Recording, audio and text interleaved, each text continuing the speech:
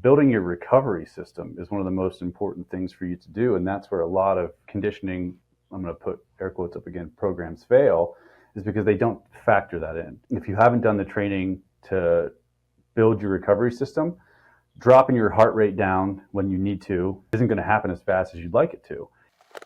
I was like, well, if I throw a mic on, then I can help others the way that these people have all helped me. Born in the heart of the Pennsylvania Deer Camp, with the help of experts, friends, and local legends, we bring you valuable knowledge and powerful stories for your hunting adventures.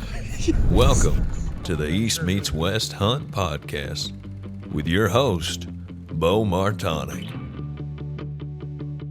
All right, welcome back to another episode of the East Meets West Hunt Podcast, and for the second time in like 4 or 5 months, I got my buddy Todd Bumgardner back on the podcast. So good to have you back on, buddy. Yeah, well, during the last one, we said we wouldn't make it so long this time because of like a year and a half between episodes before that. So we held true to our word. So that's it. Yeah, we most definitely did. Yeah, it's I think we, in the last episode we had covered some stuff for off-season training and starting to build that base. And I was like, you know what? I think it'd be a good time you'd sent out some really good emails recently, which I'd recommend anybody sign up for the Human Predator Pack Mule email list because Todd always sends out good information on there. And I was reading through some stuff on conditioning, and I was like, that would make a good podcast to talk into it, just because of your outlook, as in with everything is seems to be different than what you see mostly in mainstream. And as someone that's been a part of your program now for, again, I always mess up how many years, but 3 or 4 years, it's something that I feel very confident in. So I felt like it would be cool to share it with people.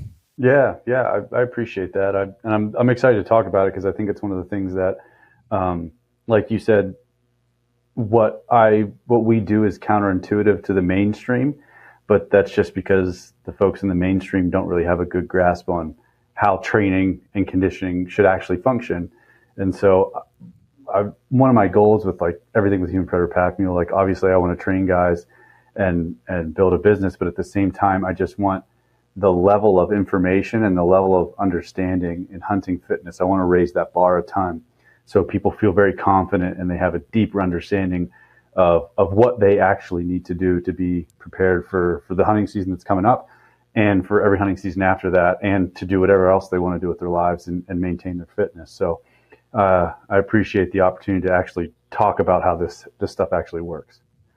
Yeah, and it's funny because not that I doubted you in any way, but something that reinforced you, I guess, is how I'll put that, is, recently here I was having some issues with my hip and back and all this. You and I talked about it on the phone, and then I listened to it from, basically we're thinking is from me sitting a lot on my computer and being hunched over in a way that just not everything's just getting tightened up but anyways, I was listening to a podcast with Dr. Andrew Huberman explaining back pain and some workouts and things to be able to do, and a lot of the movements that he discussed are things that are built into your training. And coming from someone that I think is well respected and usually puts out some pretty good information on that, and even things that traditionally, I guess if I would have looked at it in a workout, wouldn't have thought much of it, of, hanging from a bar for 20 seconds, at the end of a strength workout there, or, doing, really on any of the strength days here in this phase, we're doing where the two-hand hangs from the pull-up bar for 20 seconds, and some of the other different movements that are, mixed in, even within the strength training, as far as like, all right, I'll do a deadlift, and then in between, what's the name of the T-spine rotation, half kneeling T-spine rotation. Yeah. Do that before before we do I've chosen the incline dumbbell bench, which you had a couple different options there, but in between those, doing that and helping, I'm like, it makes so much sense because when I'm doing it feels so good. And I'm like, there's a reason why, like, that you're putting those different stretches, within within the workout versus, just a bunch of stuff at the beginning or a bunch of stuff at the end. There's some stuff at the beginning, some in the middle, and then some at the end. And that, I think that seems to help out quite a bit. Yeah. Well, I'm glad to hear that. I'm also, the validation from Huberman doesn't suck. So it's nice to hear that, he typically tends to spread good information. So for mine to fall in line with what he's saying, I like that. That's pretty cool. Well, and actually, you and I were joking back and forth. I sent you something on Instagram of David Goggins, which he was sending, or he was talking about. What was he talking about? He's talking about zone training. He's talking about heart rate zone training. Yeah, zone training. And and he mentioned, I was like, look at this. I said, Todd, maybe your philosophies will become popular now that David Goggins said it. Could be. I mean, listen, man, I am far from the first to use zone training. I think I'm probably the first in the hunting world to really preach it. But it was funny. I showed, when you sent that to me, I showed Chris, my business partner at the gym, and we were both like, I don't think he actually does it. I don't think it's true. I think it's, because I don't know. Maybe he does. Maybe I'm wrong. I think there's a lot of good things about David Goggins. He's just easy to make fun of. That's all right. Yeah. So. No, that's the way, like, when I look at it, like, I think he does a lot of good for people, and every, I love quoting some of his sayings and stuff. It's funny to poke fun at and just, have fun with, but I do think he does a lot of good things in overall. It's better than telling people that they should sit on their couch and eat bonbons. That's for sure. So it's better than that. Yeah, but there is a smarter way to approach some things. And for sure. But before we get into that, Todd, I just wanted to see what else you've been up to. I know you were doing some turkey hunting. Well, I know you were doing some in PA, but also out in California too. Yeah. I have she's like my sister. We're not blood, but we call each other sister and brother. And Leanne, she has a 700-acre cattle ranch out there in the foothills of the Sierra Nevada, and so it's like heaven. I always say, if their government wasn't communist, it'd be my full-time residence right there. So, but being from central Pennsylvania, it's real tough for me to give up the freedoms that I have. Anyway, so I've been going out there for 4 years to hunt turkeys, and so I went out this year for 2 weeks. And it's the thing, I don't know, have you ever hunted Rios? No, I haven't. Miriam's, but not Rios. The cool thing about Rios is they gobble all day long, with rare exceptions. They're gobbling all day long. And so it's really fun to just, if you miss them off the roost, another bird's going to fire up not long later. And another bird, you'll find something throughout the day. And so that's one of the fun things about hunting Rios. And just, it's different out there because people don't know how to hunt them. It's not like the East where we're from, where people are spring gobblers, a tradition, and they understand, roosting birds, and guys will just, we've had a poaching problem on her land the past handful of years because it's just so sparsely populated out there. The guys will just drive down the county road and see birds, and they'll hop out and try to get around them and kill them. It's kind of messed up, but people don't know how to really hunt them out there. So it's an interesting opportunity to go and actually apply some of the things that we use here. It's the vegetation is not nearly as dense as we have, but what they have is really good topography. And so you can use the land a lot to work birds and stuff. And it's really, really a lot of fun. Not this past season, because I didn't kill one last year, but the year before, my buddy Brett that has Grumpy Duck, he and I were out there. And each of us, you're allowed to hunt till 5, which I think is a good rule. You're not really messing with them going to the roost or anything. But each of us killed our bird at 3:30 exactly. Right, almost the same exact spot, almost the same exact scenario happened for both of us. And so it's just fun because you're just always going to have something to do. They'll have their laws and everything, but it's fun. And I killed a decent bird this year. It was funny because there was this one man I was lusty after. He was very nice. And I was actually going after him, and I saw him, and I was trying to get in front of him. And I was like, well, maybe if I can get in front of him, I can call, and he's going to come this way anyway.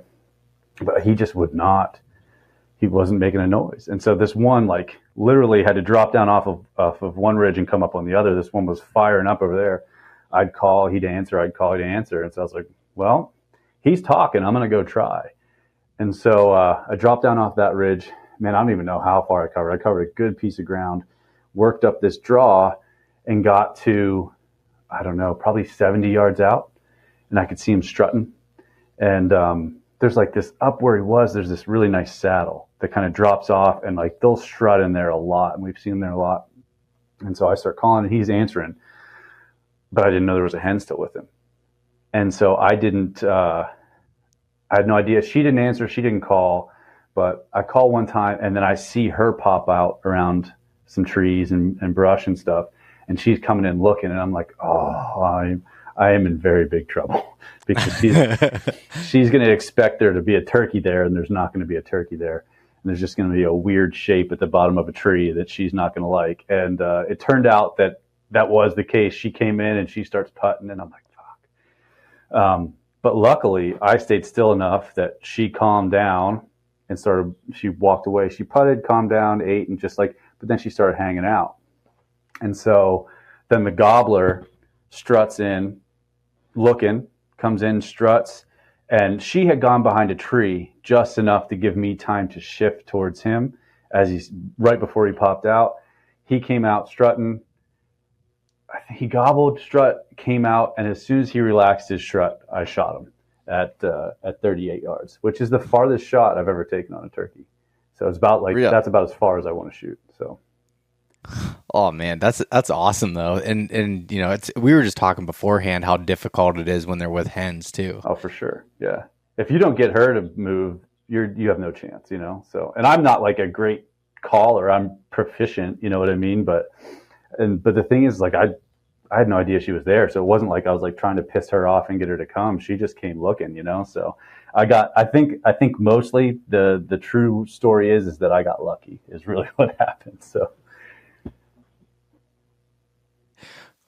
Well, you know, what was I just going to say? Sorry, you froze up there for a second. But what I was going to say is to relate this back to humans. You know, I think we can take something from turkeys there. You know, when you have a woman there, oh, for sure, you know, don't go chasing after the first one that's calling at you. You know, don't go looking for something better. Yeah, that sultry voice doesn't always have the answers, man. Sometimes you just need to leave it be. So, yeah, I thought I was like, man, they're pretty loyal to their hens when they got them there with them. They should be.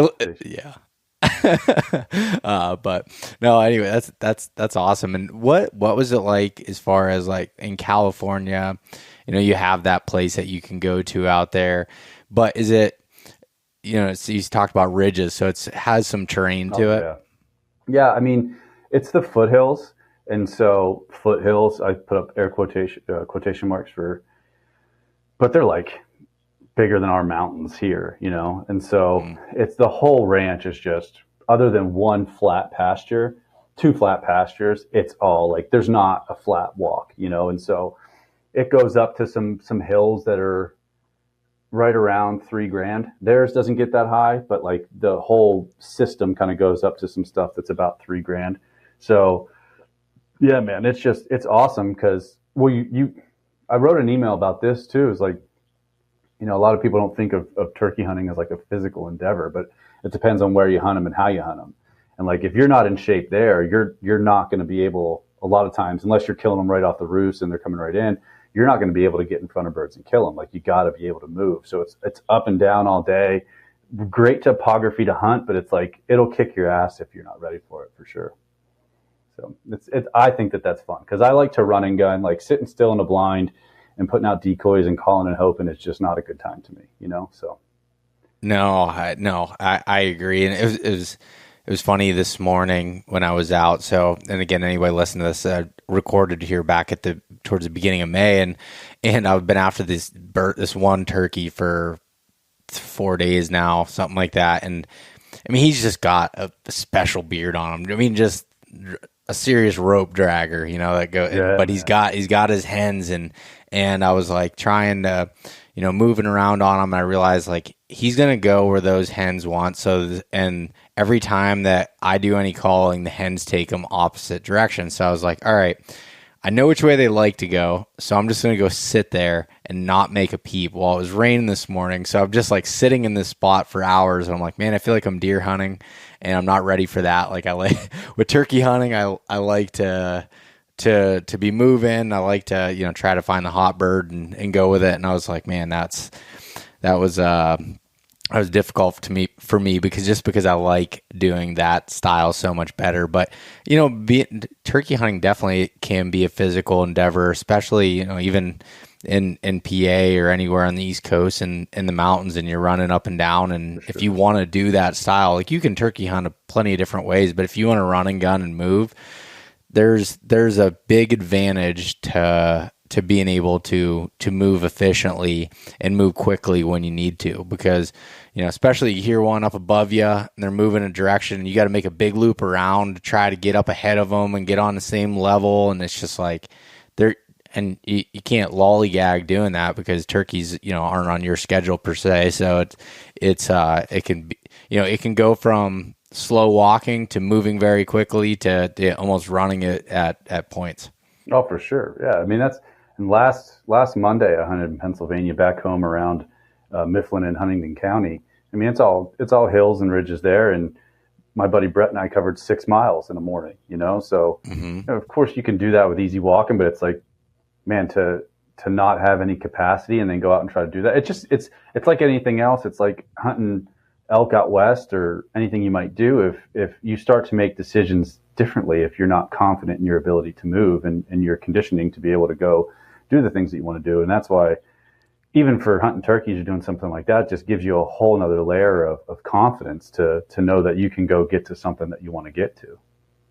Yeah. And I had it just a couple of days ago where it was late morning again, and had there was 2 gobblers I saw actually strutting by the road, and I saw them and I was like, holy cow, like they're right next to this dirt road. And so I was going up and I was going to drive down the road further, park, and then, kind of make a move on them.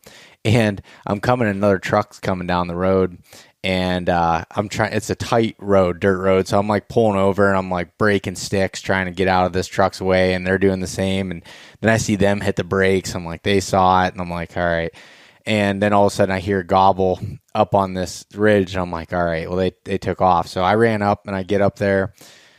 Was up there for a little while, nothing, it shut up. And then it's like, I look at, I hear one on the other ridge. I'm like, oh, they must have it could have been a different bird, but I'm assuming that they both split up, and that's what happened. The other one's on the other ridge at this point, out on this point. And I look at my watch and I'm like, oh, it's 11:20. Like I have 40 minutes to make this happen before close at noon, and I got to drop all the way down and up the other side. So dropped down, ran back up the dirt road, and then go up to try to make sure I wasn't coming from right underneath them, and made it over there. But it was like, it feels good when you're confident in your ability to move around and be able to do that. Otherwise, it might have been like, well, I'll come back for him tomorrow, versus giving it a shot. And it didn't work out, but that's not really the whole point of it. You had more fun than you otherwise would have, Yep, that's exactly right. And you still have to think about, you got to be able to gather yourself and call. You got to be able to look around and make a decision about where you're going to set up. Like where's there an edge? Like how far is that edge? Do I have a good backdrop to break up my silhouette? And like, if you're not in shape, it's just like first of all, you wouldn't even have tried to get there, maybe not. But then let's say you pushed yourself anyway and you weren't, like, your decision making sucks. And then you got to sit down and gather your breath and call, so it's like, you're just not going to do those things if you're not conditioned to do it. No, that's so true, because there's so many things that come through your head. Like you said, it's like, okay, especially when you're in terrain, it's like, okay, how can I set up so that when he comes over this rise that I can shoot him there? Because if he looks and doesn't see a turkey, he's out. He's not going to stick around very long. So like you're looking at that and you're like, all right, what backdrop do I have? Where's a good tree? And you have to make those decisions quickly, and then, get into the position to be able to call. And it's the same thing with elk hunting, really, where when you're moving and you're chasing bugles or whatever you're doing, and you're moving in a position and you're trying to make decisions quickly. Okay, I got to get in front of this tree. What do my lanes look like? All right, what are the ranges? And you're trying to do all these things quickly. You're out of breath, and you're just trying to, really get that heart rate down. And it takes a while that you're at a disadvantage. Oh yeah, I mean that's the thing, and that's one of the things that I really want people to understand as we get towards, we get into this conversation today, is like building your recovery system is one of the most important things for you to do. And that's where a lot of conditioning, I'm going to put air quotes up again, programs fail, is because they don't factor that in. And if you haven't done the training to build your recovery system, dropping your heart rate down when you need to isn't going to happen as fast as you'd like it to. And you're going to be in a disadvantage in a lot of different ways, whether that's being able to get your heart rate back down to shoot or to call, or even to just get there and look and make a decision. Or, let's say you get to one ridge and you're like, shit, I actually need to get over there to be able to, gather yourself and go again. And if you're just not conditioned properly, you won't be able to do those things. Yeah, no, I totally agree on that.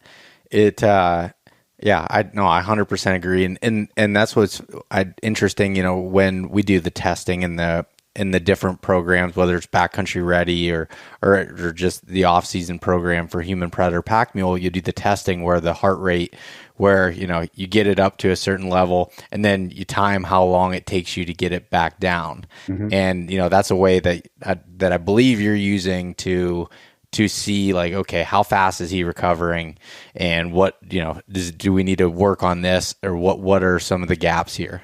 Absolutely. Yeah. I mean, heart rate recovery is a huge thing. And we want to see people get from the top of their zone 3, which, let's call it, for a lot of people, it's different. It varies, but let's just arbitrarily say 170.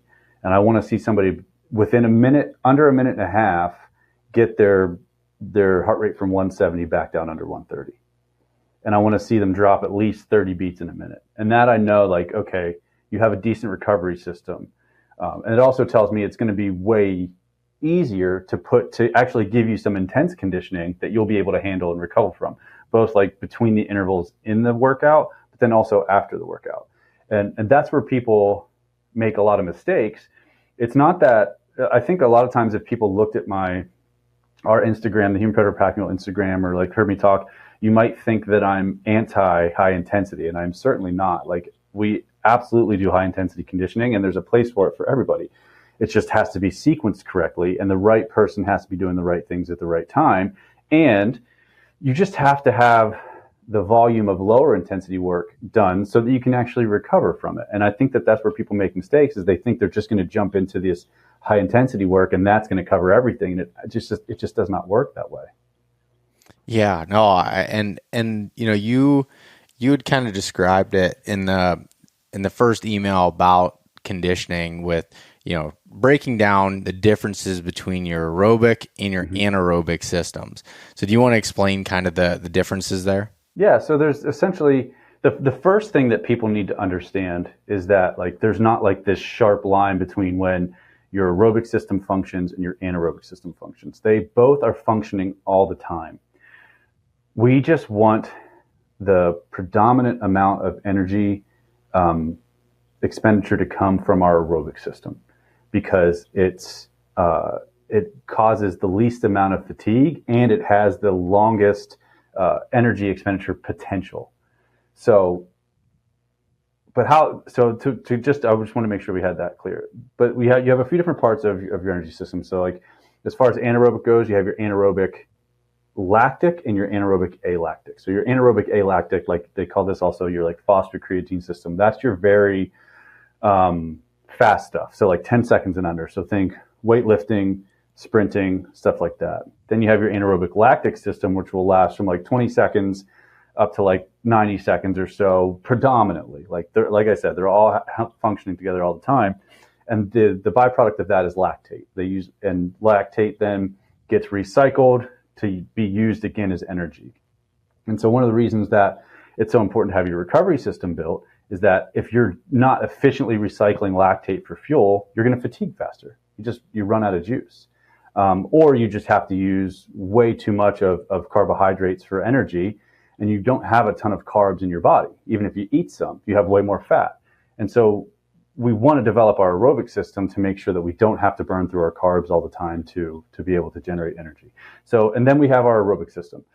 And our aerobic system, it has two different parts. Like you can burn fat, you can burn carbs, you can burn protein with your aerobic system. But mostly we want to do is train our body to utilize fat as much as possible, because you have a lot of fat calories in your body. And it's way easier to recover from that work. And you don't have to, what do I say?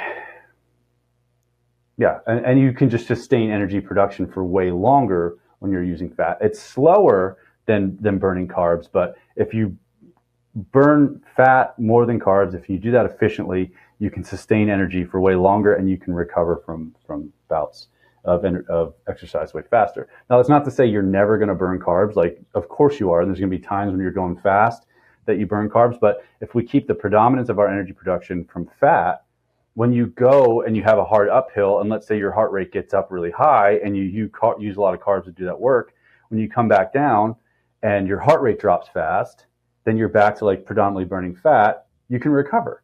But if you don't have the ability to do that, you're just going to keep smoking through your carbs. And that's what happens to the guys that are like, man, I felt good on day one.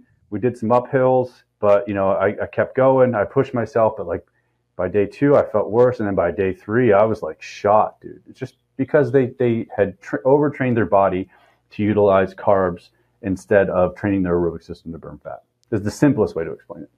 So there's a couple things there. So basically, you can't take in enough carbs to be able to maintain that kind of when you're just training your anaerobic system, right? Is that what you're saying too? If you're like out hunting, it's going to be difficult, right? Because you're already going to be in a calorie deficit. Yes, that's. You can certainly eat carbs while you're hiking in and hiking out and all of that kind of stuff, but it's like you don't want to be reliant on that because, well, first of all, you're going to work at heart rates that are way more difficult to recover from, and you're going to end up recruiting muscle fibers that are just way more stressful. So mostly we want to use a lot of slow twitch muscle fibers for as much of this work as we can, because that's where most of our endurance is, and that's where, honestly, like we talked about recovery, a lot of your recovery is going to happen because you've developed your slow twitch muscle fibers in a way that you need to. Yeah, no, that makes sense. And yeah, I guess when you first explained it, I didn't totally understand as far as, when you were talking about if you're just doing high intensity stuff all the time and you're just training your anaerobic system of how you can burn out quicker, to me, it didn't make sense. I'm like, well, if you do a lot of it, what doesn't that make you in shape? And then, explaining how you've explained it with building that base and having that aerobic system so that you're able to rely on that and burn some of those fat. I mean, it makes a whole lot of sense. Yeah. I mean, you have to think like, even in the turnover in like, let's say you do an intense bout of exercise in that interval, like let's say you go work really hard for 20 seconds. In that interval, after you finish that interval, your aerobic system is what's doing the work to replenish your substrate, your fuel substrate, and also clear the waste products so that you can, you have energy again to do the next interval. And so that's why if you're just like smoking yourself all the time, it's not going to be useful for you because you're not actually training. And the other thing to consider is like, I've seen some workouts lately where it's just let's say you go as hard as you can for 30 minutes. And what happens, or 45 minutes, just like some burner, right? And what happens is you don't actually train your body to clear waste products and replenish the fuel that you need to move. You just don't train it to do that. It needs the breaks to understand how to do that, to learn how to do that. And also you end up fatiguing to the point where you're not actually even working at high intensity anymore. It feels hard, but you're not working that hard anymore. And really on the intensity scale, it just feels hard. You're not working at high intensity. Mm-hmm. So you don't actually get out of the training what you need to get to true high intensity, develop the things that you need from it. And then also the fatigue starts to make you move like shit. And so every time you get to high heart rates or you start to fatigue, you've trained your brain and your body to move like shit every time that happens. And so you get inefficient, and then being inefficient is going to make you even more tired. And then when you're inefficient and tired, you have a way higher chance of getting hurt. So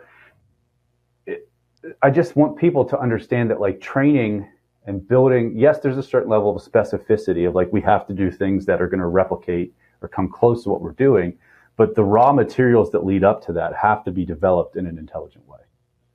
Yeah, and the part about injury with when you're tired is I think something that is really important to hit on, just from the standpoint, like I think about it. I mean, you know, my history with rolling my ankles, and it's like every time I do that, it's usually not in a hard area. Like if I'm going through steep technical terrain, I'm focused, I'm going through it. Usually I don't do it there. It's usually on flat surfaces when I'm kind of tired and, you know, just kind of letting my legs kind of just go. Sometimes, you know, I've had it happen when I'm running too, but like I've learned just from looking at it over the years, whenever my ankle does give out or I roll it, it's because it's usually when I'm tired at the end of, you know, I've been hiking all day or I'm doing something, and then any little difference in that terrain causes it to roll because everything's just kind of floating there, for lack of better terms. Yeah, I mean, and that's one of the reasons that we spend so much time training focus. And we use things like eustress training during our programs because it makes you pay attention and makes you focus on the quality of what you're doing and not just the doing, you know. And that's a big gap for a lot of people. And you have to understand that just doing something to make you tired does not necessarily mean it's doing anything that's good for you. Yep. No, I definitely understand that now, and it does, and like things like eustress training, I'd never seen any of that kind of stuff before, and which I know we had covered it a little bit in the last podcast, but if you want to just briefly describe what that is, just so as people are listening here, they understand. Yeah, sure. So it's a strength endurance technique. So in my mind, the way that I think about hunting is backcountry hunt. Most forms of hunting that require physicality is a strength endurance event. So think if you're elk hunting out west, or you're mule deer hunting, or if you're even honestly the way that you hunt upland out west, like if you're chucker hunting and stuff like that, it's a strength endurance event. You need to be able to use your strength over very long periods of time. And so we do a lot of things to develop relative strength, which is your total strength potential relative to your body, but also strength endurance. So we can take that strength potential and use it over time with repeated efforts. And so eustress training is a strength training method that trains for strength endurance. So essentially you use a relatively heavy weight, and you can either do it for prescribed reps or prescribed times. And so one workout might be, you're going to do 30 deadlift reps, 30 total reps in sets of 1 to 3 reps. And you have to keep your heart rate under 150. And as soon as it drops down to 160 minus your age, you go again. And so you have to use a weight that's relatively heavy because it has to introduce a psychological stressor. So that like thinking about doing 30 reps with that weight should make you a little bit nervous. And so you have no choice but to stand at the bar and do your reps when keep your heart rate under 150. And as soon as it hits 160 minus your age, you go again. And so you've locked yourself into this place where you just have to deal with the thing that you're dealing with. And it's a very good way to build a lot of mental skills, segmentation being one of them, where it's like you don't worry about the entire workout, you worry about the rep that you're doing. You know, think about it like if you're on a hard pack out and you're just like, well, I just have to get to that rock. And once you get to that rock, well, I just have to get to that tree. And instead of thinking about like, I have 3 more miles to go, you know? Yeah. So it starts to train skills like that, but also that expression of strength over time starts to build your strength endurance. And between developing your aerobic system with a lot of zone 1 and zone 2 training, and then higher end zone 3, zone 4, and zone 5 training, kind of staying out of the middle of zone 3, developing your slow twitch muscle fibers and with the different strength training methods that we use, but also with a lot of zone 1 and zone 2 training, this is what gives us the strength endurance that we need to be able to go out and hunt for a long day, but also recover and do it for days at a time. Yeah, no, that makes a whole lot of sense. And to And yeah, now I love doing that. We were talking the other day. I like doing the Eustace training, and I also like the current phase that we're in, where we're doing the like the supersets, basically, where I'm doing the hex bar deadlift and then, doing the T-spine rotation and then going into the incline dumbbell. Those are like some of my favorite exercises that are combined. So like when that day, on Mondays, when that comes up during this phase, I look forward to it and kind of seeing, where I can advance and seeing even just in this last 4-week cycle, being able to increase weights and doing it in a way that makes me feel that I feel good with it, and I'm not, even over stressing with it. But it just makes you feel good when you start seeing some of those advancements. Oh, for sure. And lifting heavy's fun, man. Heavy's fun. It's just, it's one of those things that like you only. I think one of the things that happens with guys is they overemphasize strength or they overemphasize like intense conditioning. And they don't find the balance between each. And a lot of times, like, guys will go and do just like way too much strength work, and that only leaves so much time for their conditioning. And then I think we know the result of that. Or the other way around, where it's like, just testing that I've done with folks through Human Predator Pack Mule in the past is like, if I look at, like, we'll look at your deadlift, right? And so let's say you can't, like, we want to see at least that you can deadlift your body weight 1.5 times your body weight for 5 good reps, with a few reps left in the tank. And if someone doesn't have that capacity, I know that they're going to spend a lot more energy doing everything. And so I need to make them stronger so that they don't get as tired as quickly, because every step that they take is going to cost them more energy than it does you, because you're relatively stronger. And so it's a balance between those things, but being strong is still an important thing for hunters. It's just, we just don't want to do it at the cost of doing other things for conditioning and at really jacking up our body weight.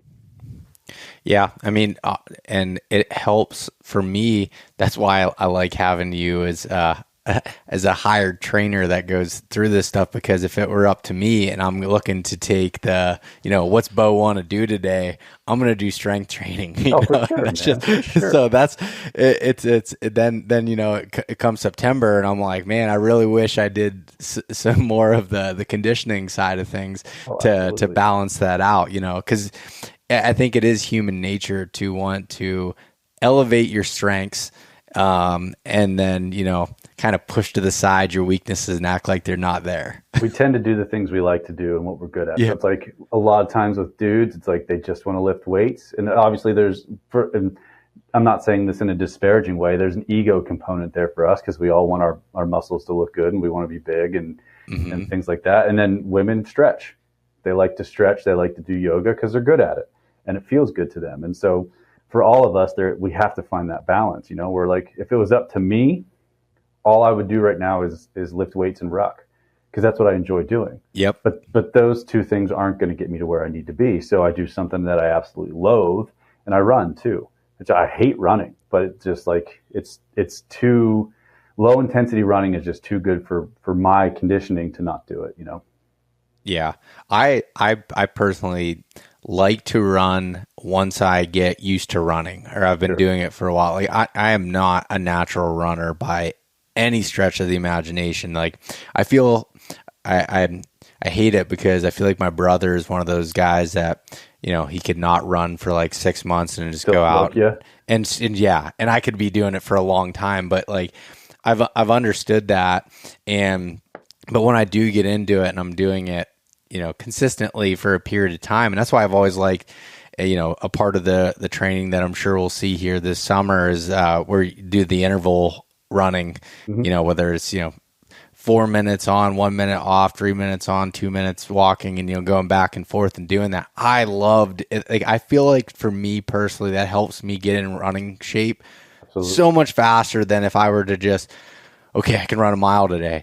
Oh man, I'm freaking wore out, and I gotta, and then all of a sudden, 3 weeks later, I'm running 3 miles, where right off the bat, I can do 3.5, 4 miles because I'm doing it in these intervals. And then all of a sudden I'm doing it faster, and I'm doing it with the lower heart rate by doing some of those intervals. And I know I'm going off track a little bit, but it was just I don't think topic of that's off track conversation. at all. I think that's good. I mean, because I think that's where something that a lot of people mess up is they don't think they can run, but they actually can.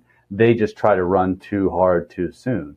And if, Hmm. like you're talking about with the run walk intervals, like that's how I introduced running to everybody. That's how I've reintroduced myself to running because it trains you to be efficient and it keeps you from giving your body too much. The easiest way to say it is giving your body too much stress at one time. And so I honestly think if people can run, like they don't really have any orthopedic limitations, people should run for for at least part of their conditioning, not all of it, because it just, man, it just makes you. I can't think of a better way, all-encompassing way to develop yourself aerobically than to run. But like I said, people jump into it and they start just hammering and they run and they're running and their average heart rate is 165, 170, 175. And it's just, they don't have, like we talked about before, they don't have the efficiency to do that and they don't have the recovery to do that. So when you're running, you want to be predominantly using your slow twitch muscle fibers to do some kind of an endurance run like that. But if you go out and just start hammering, you're going to get into heart rate zones where you're recruiting fast twitch muscle fibers. Well, they fatigue a lot faster. They don't recover as fast. And you just can't maintain your endurance and stamina in the same way. And so that's why a lot of times people go out and they're like, I hate running. They progress slowly or they get hurt. So the biggest thing is with running is you just have to be patient and you have to give yourself time. Like I'll start people out with 1 minute jog, 4 minutes walk, and make sure that you keep your heart rate under whatever designation that I give you, which would be whatever someone's top of their zone 2 would be, So it's a really important part of building a good aerobic system if you can do it. Well, yeah, I remember last year when we were doing that, and you were talking about doing zone 2 training, and when I was or keeping it in zone 2, if I'm speaking correctly, but it was basically for me it was a fast walk at first, Yep. and then as I progressed, then all of a sudden I'm jogging and doing it, and like seeing that progression when you have okay, you need to stay within these parameters. I feel like you're able to, even in your own head, have that confidence because you're seeing the actual progression based off of a parameter that is set versus just going to run. Yeah, for sure. And that's one of the things that, that ties in with running and rucking. Like we do a lot of rucking too, but like the thing is once you're good at rucking and you're efficient, you don't need to do a ton of it to maintain the skill and to maintain the efficiency, especially if you're lifting weights enough to keep your relative strength up. And so you get to this point, and that's one of the reasons that we use the 3 mile ruck test and the 5 mile ruck test. Because if you can go out and ruck 3 miles with 20% of your body weight and you can do it in 40 minutes, like rucking is not going to continue to build the fitness that you need. So we got to start to do something else. And running is typically that next step. We're not going to take rucking completely out. And of course, if you can get on terrain, that's going to help. But sometimes for people, rucking on terrain is even more frustrating. Obviously, you need to do it at some point to get ready for hunting season. But when in the developmental phases of training, I think it frustrates people even more because you don't realize how slow you actually have to go to keep your heart rate in the right place. So Yeah. that's why I really, really think if people can run, they should run. Yeah, no, that makes a lot of sense. Let's talk a little bit about capacity versus power. Sure. So like capacity is the overall duration that a system can function, and power is how quickly the system can function. And so for everything in your body, you have capacity and power, right? So you have aerobic capacity, which is the duration that your aerobic system will generate energy, and you have aerobic power, which is how quickly you can generate energy aerobically. And you want both of those things. And that's where, we were talking about earlier, where I think if you looked at a lot of my stuff, you would say, oh, Todd's anti-high intensity, but I'm not. I just have to fight all of this bullshit in our industry where it's like everything has to fucking smoke you. So I have to at least be like, we should pay attention over here for a little bit, But aerobic power is generated at higher intensities. So to an extent, right? So the funny thing is like, if you do enough aerobic capacity training, enough volume, you will increase your VO2 max, which is, I know, a buzzword right now. Everybody's talking about it. You will increase it. It's going to take more volume and it's going to take more time, but you will increase it. VO2 max is the maximal amount of oxygen that your body can uptake and utilize at a time. but it's not as efficient as being able to do a high intensity interval. And so when you think about conditioning, you want to kind of bookend it, right? So you want to be able to do things at low intensities most of the time and things at high intensities most of the other part of the time. And then a very little bit of the time you'll be in the middle. And a lot of times people get stuck in that middle. And so they don't really develop the structural things that they need to from doing capacity training. So things that happen when you do zone 1 and zone 2 training, you develop your capillaries in your muscles, right? You increase the amount of blood your heart can pump out with each beat. You increase your mitochondrial density. You develop your slow twitch fibers. And these are all structural adaptations that like will stay a very long time if you build them. But if you don't build them, then first of all, that's the recovery system that we're talking about. But also if you go to do the aerobic power stuff, you just don't have the system that you need to deliver the energy that you want to deliver, the oxygen, the nutrients, all of that kind of stuff. And so capacity training, we typically do it first. It's not always, there are people that disagree with me on this, but like typically we do that first so you have the system and you have the structure, and then we make the system move faster with more intense training, which would be developing the power of the system so that you can work at higher heart rates without as much energy contribution from your anaerobic system. No, and the thing that I think the hardest part about the capacity part of it and working in zone 1 and zone 2 is it's boring. It's fucking boring. It's and I think you did a video on it that was really funny about how boring, zone 2 or zone 1 or any of them are. And it's true. You look at it, it's like, oh, all right, yeah, what am I going to do? Walk on, just walk for, this amount of time or anything. But I totally understand it and can see the benefits of it. But even with that, it's still sometimes like, dude, oh man. For me, I'm the same way. Like it's one of those things that like, I made a joke about it in the one video that I did. It's like, well, if you can't be bored, how tough are you really? Like if you always need the immediate reinforcement of doing something brutal to feel like you did something, like, are you really that tough? Do you really have a control over your mental capacities? And like, think about it, man. Like how often when you are out hunting, whether you're sitting in your tree stand during the rut, or if you're sitting on a glass and knob in Montana looking for elk, how often do you get bored? All the time. All the time. It's like a big part of the deal. So like, why wouldn't you train your ability to deal with boredom while you also build like the conditioning that you need to be able to go do the things you love? It's like, if you can't be bored, like you're building the buzzword of mental toughness right there in the middle of it. Like seriously, because sitting in a tree. If you're sitting in a tree from, dark to dark during the ruts, that's a boring day for the most part. Boring. The time that you see a buck chasing a doe is very infrequent compared to the amount of times you're just, slowly staring out and imagining what could happen.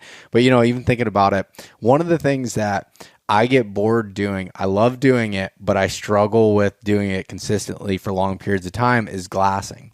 Constantly. And I know that, especially I saw it last year in South Dakota. I was, glassing for mule deer, and it's open country. So you feel like you can see everything. And you're glassing, you're like, all right, I looked here, there's no deer. But really, when you start peeling it apart and you spend hours in that same spot looking at it, all of a sudden the sun shifts and you see a glare of antler underneath this bush. You're like, wait a second, where did that come from? And it's obviously been there the whole time. But that's where something of learning to be bored can help you be able to find more deer, be able to find more game, and be more successful. For sure. I mean, that's when, it'll be 3 years ago now. When my buddy Christian killed his mule deer in Montana, we sat on the same ridge in the same spot, like shifted a little bit just to get different vantage points, but we were right there from just after the sun came up, and I saw his deer at 3:00.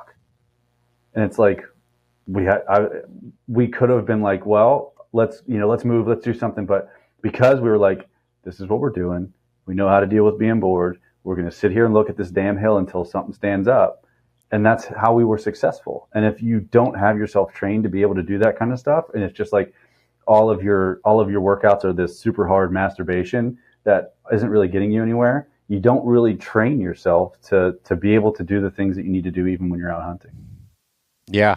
Yeah. I see that application to hunting more than just about anything, from learning how to be bored. Yeah. And it's, and not trying to sound like an old person of being like, oh, that's, the problem with these phones and, stimulation all the time. But seriously, everything that we do has something where your brain is stimulated by things all the time. And it takes me, even when I go, so I go out west, or like last year I went to Alaska, and you get dropped off in the middle of nowhere for 14 days and your phone might as well be thrown in the lake. Like, there's no use for it. It takes a little bit of like adjustment, because you are used to that stimulation all the time, as much as you want to say you're not. Like, it's a real thing to have that, and it takes a little bit, and it almost creates like this anxiety until you get into that thing. And I mean, thankfully for me, like, I've done it enough now that it's like, I know that, all right, yeah, once this happens, then you can actually enjoy it and be able to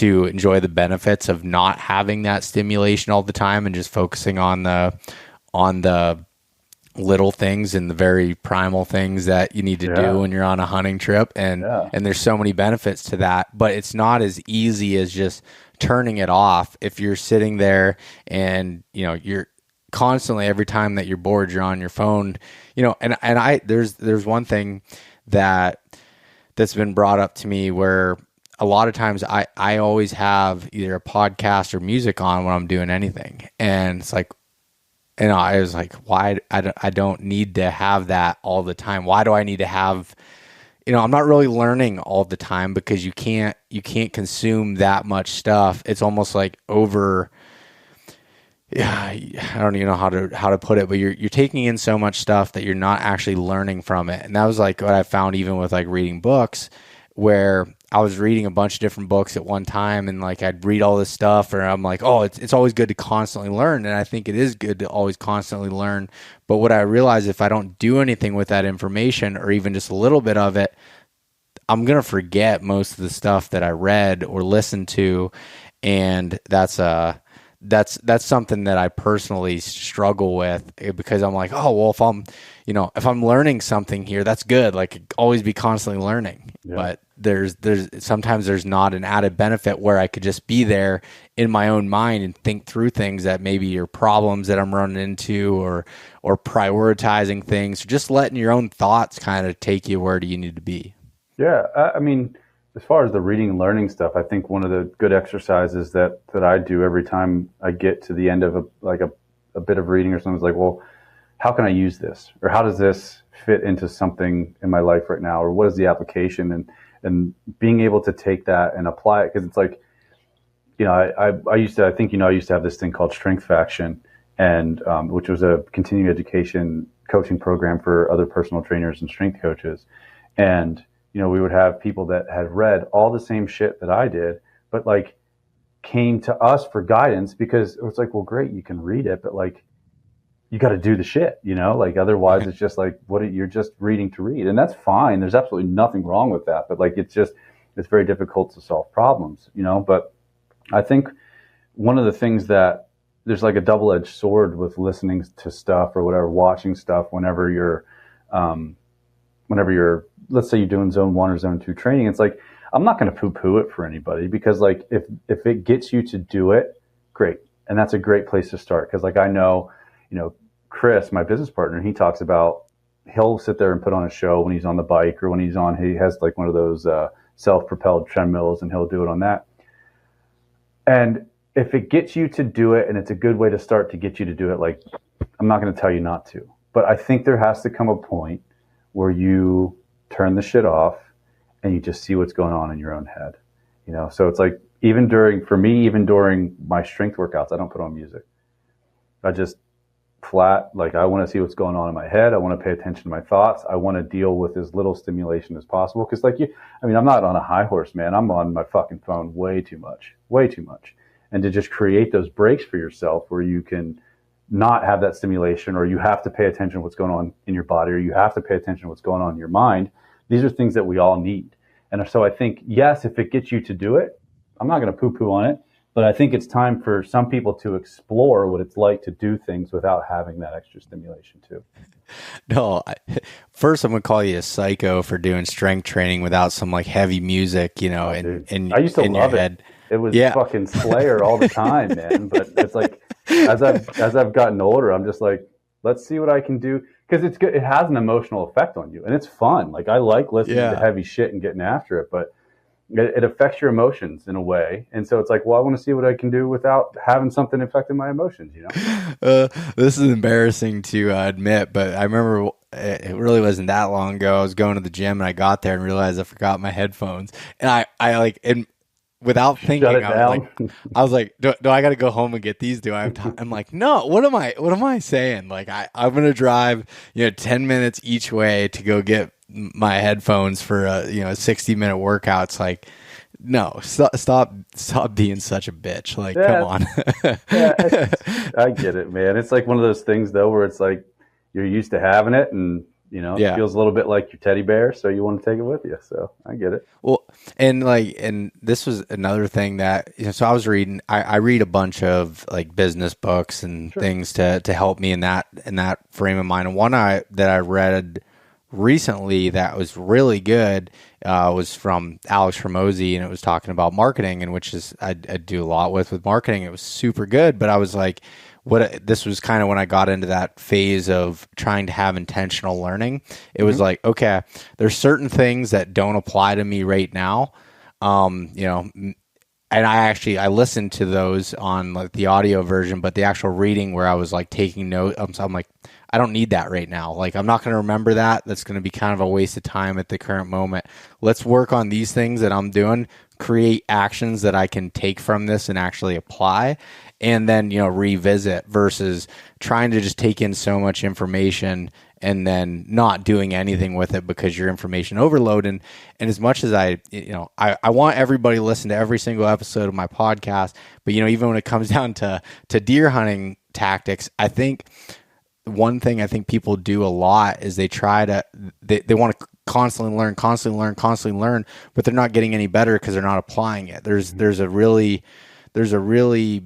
I would rather see someone listen to a couple episodes on a specific thing, get out there and see it for themselves and see like, how does this apply to the area I'm hunting, or how does this work for this? And then, maybe then you come back and you learn some more and you add to it. But it's so difficult to just continually take in information. And I'm speaking of that from someone who does that. And I have to really be cognizant of trying to make sure I'm applying those things that I'm, quote unquote learning. Yeah, dude, I'm guilty of it too. And I something that helps, I believe, is doing an analysis of what are my strengths right now? What are my weaknesses?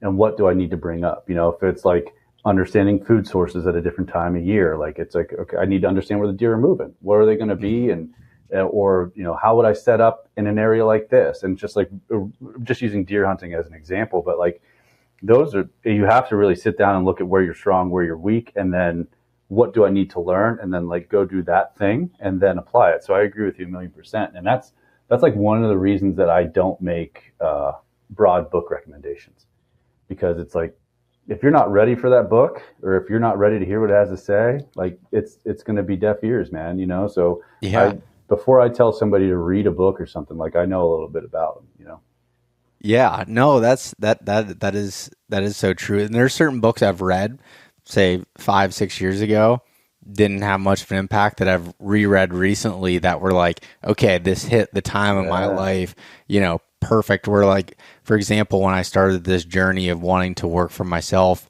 8-9 years ago, I read 40-Hour Work Week from Tim Ferriss. And at that time, that book hit perfect. Like, it was like, yes, like, there was a lot of things that I didn't necessarily take from it or didn't apply from it, but there were certain things that just hit home with me and set me on a different path. And it was like, okay, there's so much value in that. So I'm not saying learning and trying to learn a lot is a negative thing. It's just the intentional side of it, to being able to apply those things. And for example, one of, identifying my weaknesses from a hunting standpoint is I I feel like every year I can get on deer. For example, like my scouting, I do a lot of scouting. I probably do enough scouting for what I need to have the opportunities.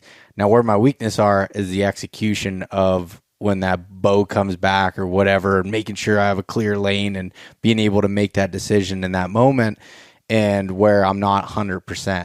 And it's like, okay, that's where my weakness lies. Instead of every waking moment that I get to be out in the woods scouting, now it's like, all right, and I need to do some purposeful shooting, and it's not just shooting in the yard. It's like, okay, where are my problems at? Okay, maybe it's when I'm shooting at this angle, I'm torquing my bow, or I'm not analyzing, and maybe I need to put my target here in the woods a little bit so I can look at branches and see where my arrow is going to go.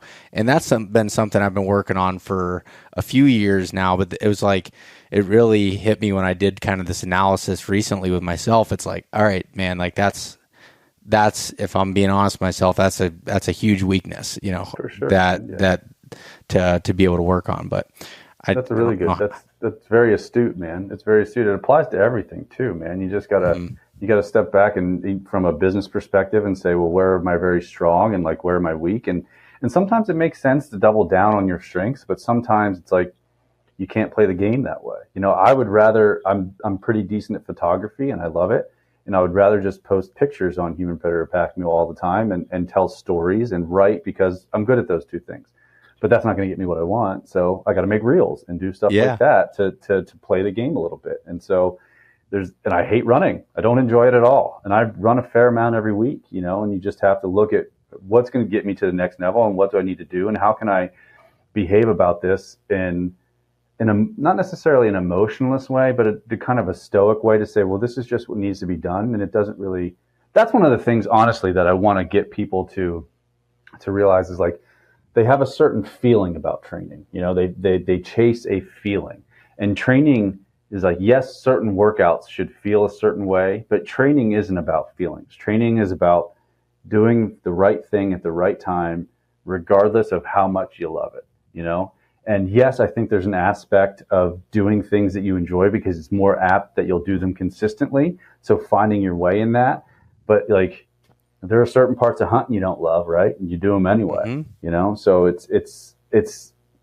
we can't just chase feelings all the time. And I think that that's where people get confused, because I think they're sold that. I think they're sold like, if you don't murder yourself, it's not going to work. Or you just get this validation from people that like, oh, well, you did this really super hard thing that did absolutely nothing for you. And man, it's just something that's just something that I want to combat so hard.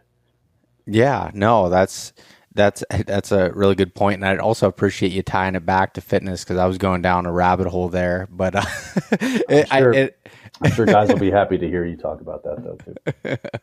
No, yeah, we all have our strengths and weaknesses in a whole bunch of different avenues, and from to kind of transition back to what we were talking about, you were talking about with capacity and power, and building that capacity, and you described it in a way that I thought was really good. And I think I watched you do a video on it, and then I reread your email twice before I fully understood it in a way. But building the conditioning house. Yeah.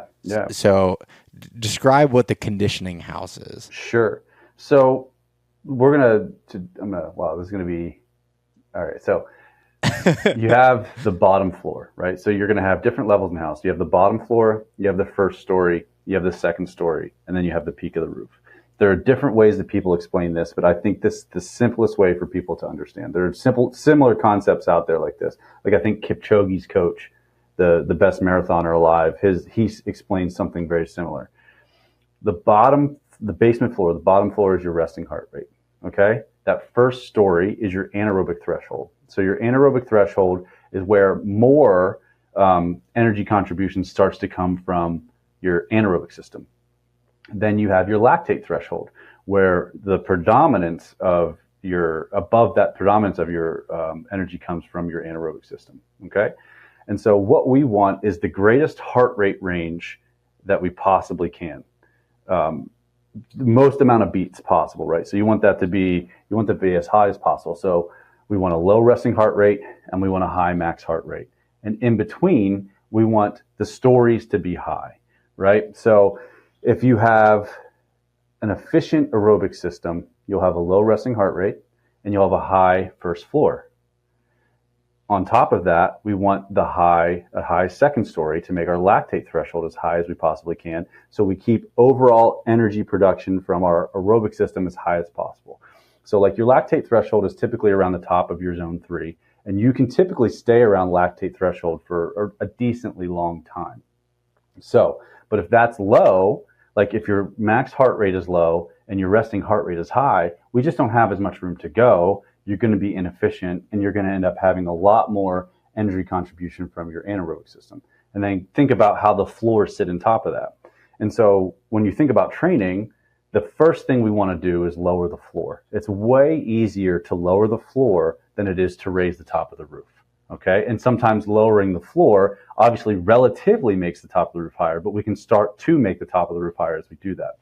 So when we lower the floor, we think about those structural adaptations that we were talking about from doing capacity training. So increasing your cardiac output, increasing capillary density, improving the function of your slow twitch muscle fibers, increasing mitochondrial density. All of those kind of things happen when we start to lower the floor.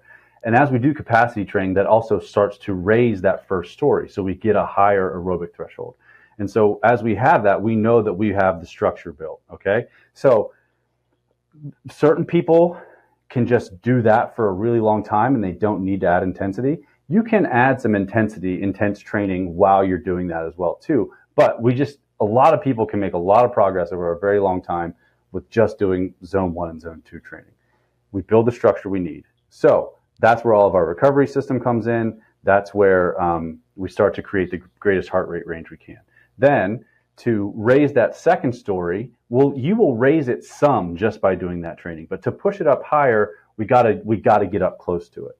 And that's where things like lactate threshold intervals come in and things like VO2 max intervals come in, where we start to do the intense training. But here's the thing.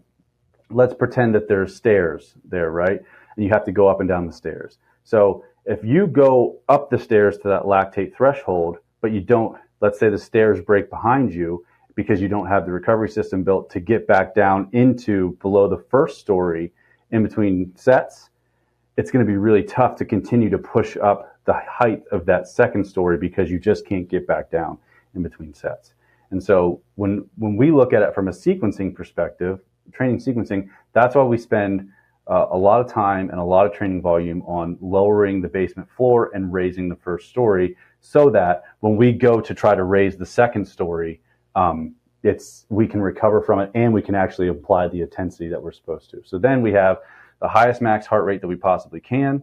We have a lactate threshold that should be somewhere between 10% away from that. So like, for example, my max heart rate, I believe, is 190, and my lactate threshold is 173. So I'm within, you know what I mean? So yeah, right around that heart rate range. And that's where we want to see people get to. So that's kind of how the conditioning house is built. No, that makes sense. And I guess for me, what I think what I was struggling with, and I mean, I understood the concept, but when you were talking about, say, when you're building or when you're raising that first floor, basically you're raising everything, because if you're going up, the roof level is going to be higher because you're continually raising that up. Relatively. And then also you will get some gains on the second story and on the roof just by lowering the basement floor and raising the first floor. They just won't be, they'll take longer and they won't be as dramatic as when you start to train to increase those. So no, that makes a lot of sense. And that's, so, basically when I had one of my next questions that was written down, you kind of answered it there, but that, as you build that or you lower the basement and you raise that first floor, that's when the time is to start building in some more of that high intensity stuff. Yeah. And the thing is like, there's a very strong connection between your aerobic capacity and your autonomic nervous system, especially your parasympathetic, because of your vagus nerve and the vagal tone. And so that's one of the things that will help you with your recovery and being able to shift from like the intense work and then recover from it is also developing that. And so if people don't have that developed, it's very tough to switch back off and recover from things. So it's not just necessarily it's also a neurological thing too, where you just won't be able to toggle back and forth as well as you should be able to. And so, I mean, we take the first few months of the year and we do predominantly floor lowering. We do predominantly basement floor lowering and then layer on top of that. But as we go on, some people need more maintenance of the lactate threshold work and things like that.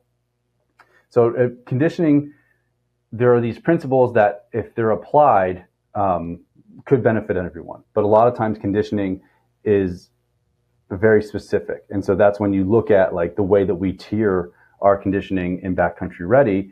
Like there are, in this current training phase, 4 potential workouts that you could do on Tuesday, depending on where you are in the progression. And in the next phase that I just finished writing this morning, there are 5 different workouts that you do, depending on what your testing says and where you are in the progression. And so people just have to get the right things at the right time to be able to get to where they need to be. So if even if you, let's say someone, we're going to have Backcountry Ready, like the preseason program coming soon, right? And so let's say that somebody comes in and they're testing and their training history tells me that they really, 3 days per week, they need to be zone 1 and zone 2. That's what they're going to do. At least until we start to see things change, and then we can start to add some intensity because they're going to get the most benefit from that. And then we can put some intensity in on top of it. But you just have to make sure you're doing the right things for you at the right time, even if it doesn't feel like it's going to be. Because even if you get to a point where it's suboptimal for where you'd like to be, it's still going to be better than you otherwise would have if you just tried to murder yourself, you know? Yeah. No, that makes sense. And it helps me understand, even like with those 4 different workouts on like, all right, here's, if you tested at this is where you're at and where you should be or what you should be working on during that period of time. Yeah. It's it's not totally optimal, but it's the best that without doing like blood lactate testing and like gas exchange testing for people and things like that. Like it's a pretty good system, regardless of like not being able to do things. If you were in person with me and you're like, we have unlimited time and resources, like we could really cook some shit up. Like, but we don't have that, right? So yeah. I mean, I get all the money in the world, Todd, so just let me know what we need for the testing. Absolutely. We just bought Chris and I just bought a new lactate monitor. So we're going to be doing some testing with that, like to see, like you prick your finger and see the concentrate of lactate in your blood doing different things to see if like you're really in zone 2 or where you're at and correlate that with your heart rate and your RPE, like how hard something feels. So we're going to be doing a lot of fun stuff with that. Nerdy, very nerdy shit. Oh yeah, that I could see that turning into some sort of a competition too. Oh god, dude, we do this thing every year called the Kettlebell Mile. We learned about it from this guy at the Naval Academy, and dudes carry a 53-pound kettlebell and women carry a 35-pound kettlebell. You only carry one, and you do a mile as fast as you can. And the way that we do it, you can't run. You have to have 1 foot on the ground the whole time. And I kept, Chris was like, we can't go together. We're going to try to kill each other. Like, we can't. I was like, we have to go together. That's the only way that we can do it.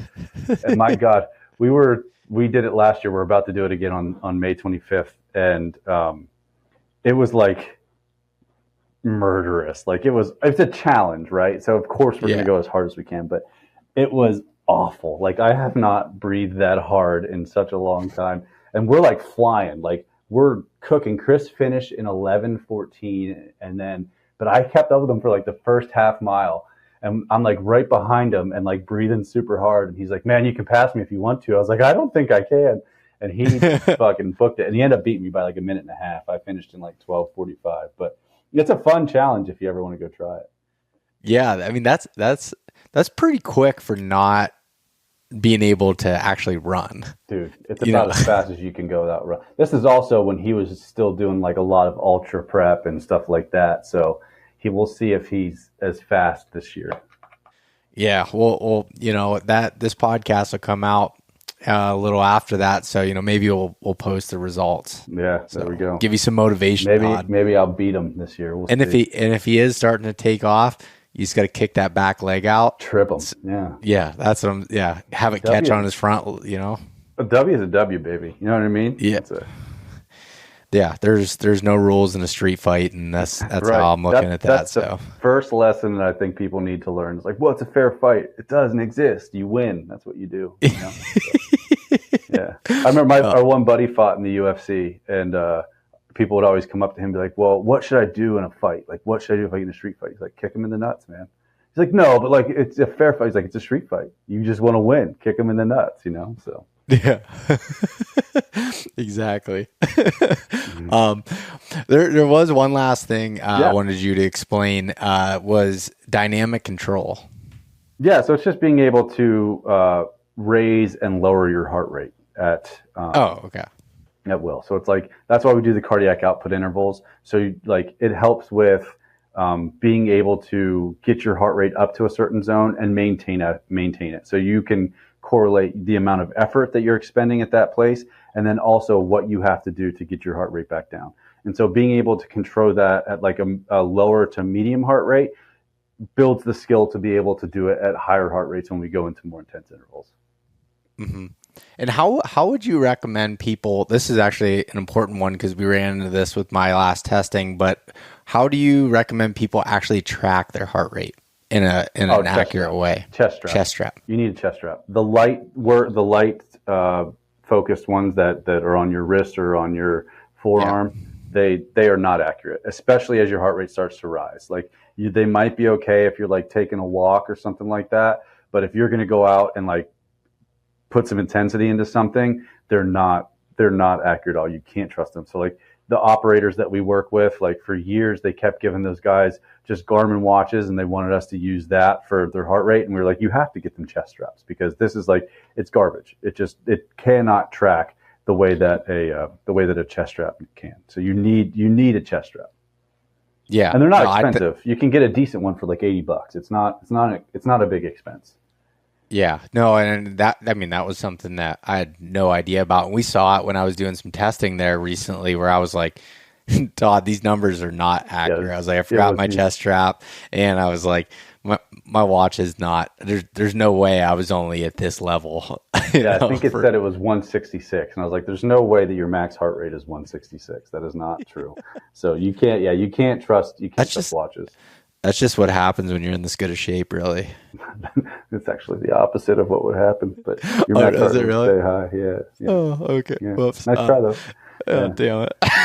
Because you have the sauce, right? So like if you don't have the juice to put into it, you can't get your heart rate up high enough. You'll see some, but then you have to look at how that correlates with effort, where it's like some people jack their heart rate up, but they're moving super slow. But like you've been with me for like 3 or 4 years now, your max heart rate's not 166, brother. I know that's not true. Yeah, I guess I was looking at it as, I was moving so fast and my heart rate stayed low. I was just in like really good shape. It could be that. But that's something, your max don't look heart at the numbers. Yeah. Don't look at anything. Your max heart rate does change with age. It gets lower as you get older. So it does low. But you have to test to know, because we've had the formulas, like we use the formulas and they're relatively, you can get decent starting point from that. But like from this past round of testing, there are people that the formula would have said that their max heart rate was literally like 10 beats per minute lower than it actually was. And so you need to test it. It is a miserable test. It is not fun.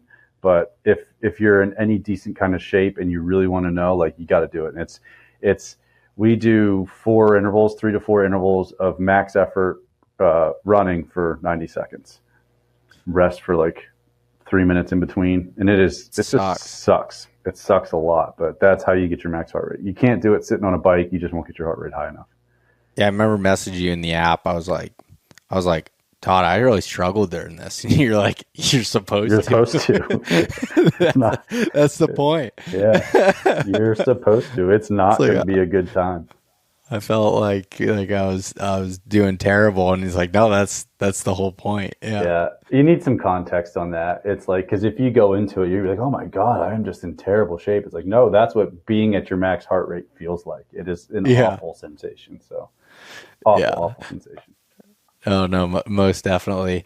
But how old are you now? I'm 38. You're 38. Okay. Yeah. I'll be 32 here probably when this comes out. So Woo! I'm catching up to you. There, man. You're getting up there. 30s are great, man. I'll say to anybody, we'll see how the 40s are. I'm not quite there yet, but I will tell you, and maybe you'll agree so far, you got a few years in. Your 30s are way better than your 20s, without a doubt in my mind. I definitely feel a little bit smarter, so that's good. Things start to click a little bit. You don't get as, like, little things don't stress you out. You don't care about shit you shouldn't care about.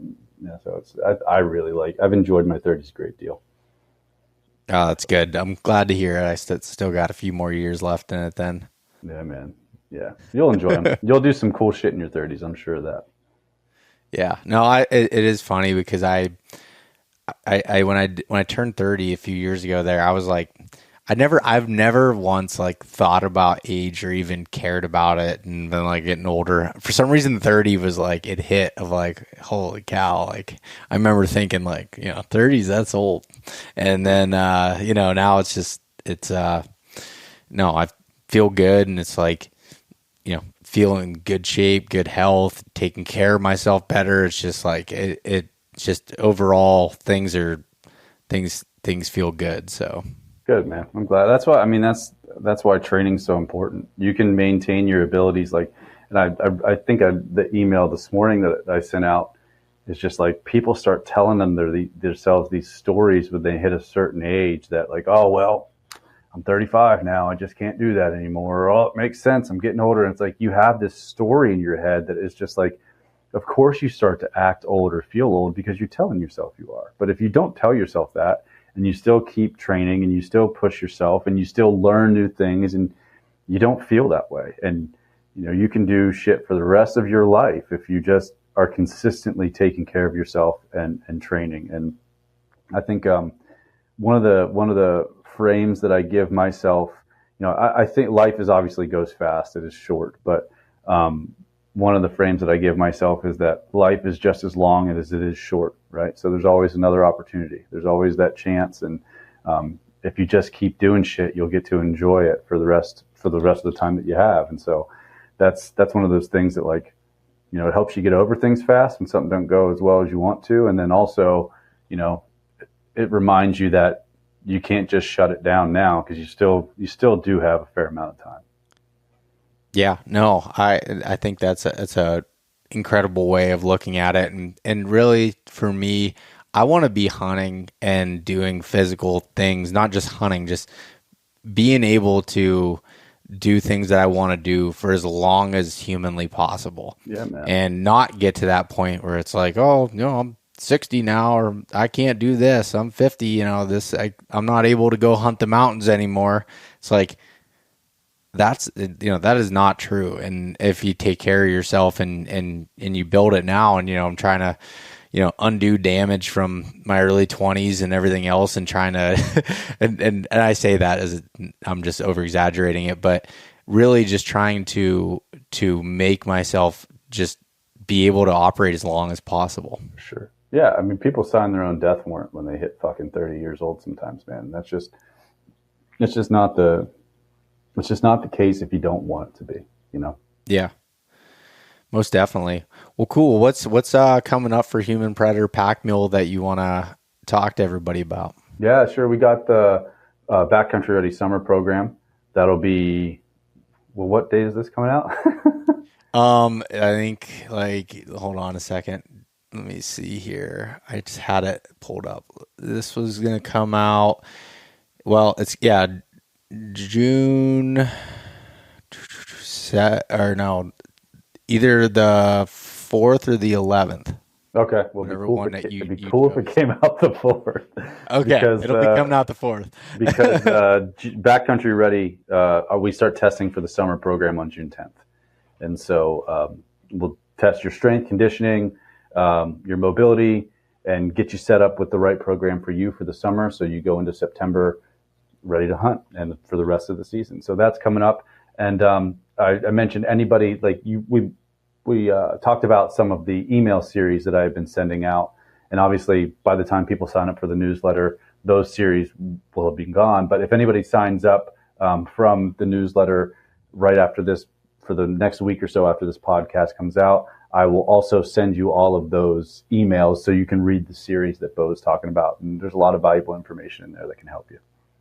Yeah, no, and I'm sure there's stuff that we had missed on there. It's good to be able to refresh back. I saved those emails from both the strength side of it, which we didn't talk a lot about here, and then the conditioning side of it. So definitely recommend everyone check that out. And honestly, I can't endorse that enough from the doing the Backcountry Ready program. It's helped me out a ton. It helps me stay focused. I mean, I've been someone that's worked out my entire life, and it's really come down to the point of me realizing how much better and efficient I am when I have someone that's helping in that and planning things out. Because like I said earlier, otherwise I'm going to do what I want to do. And, and that might help to a point, but it's not getting me to where I'm optimal and being able to do that. So highly recommend people checking it out. And actually, Aaron can say thank you to those. There's, quite a few of the podcast listeners that are already in the program now. Oh, for sure. Yeah, man. It's been awesome. Your support has been incredible, and it's meant a lot to me, man. So, and I've appreciated having you around for the past handful of years and grown to be friends with you and everything too. And so I appreciate all these opportunities, man.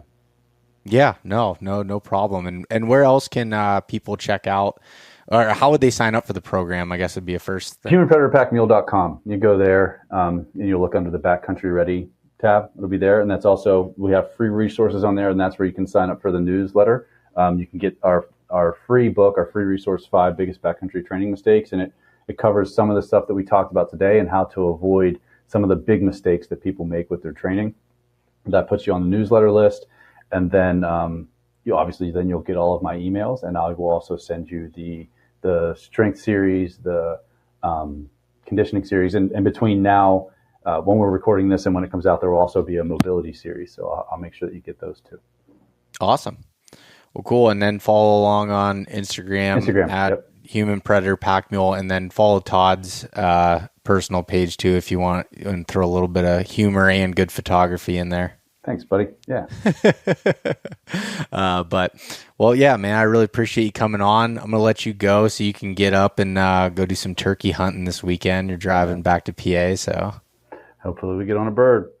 Yeah, well, good luck, man. Thanks, brother. Hey, guys, thanks so much for listening. If you enjoyed this conversation, share it with your buddies. Leave us a rating, a review, and subscribe. If you want to check out more content like this, there's plenty in the links below. We truly appreciate having you guys along with us.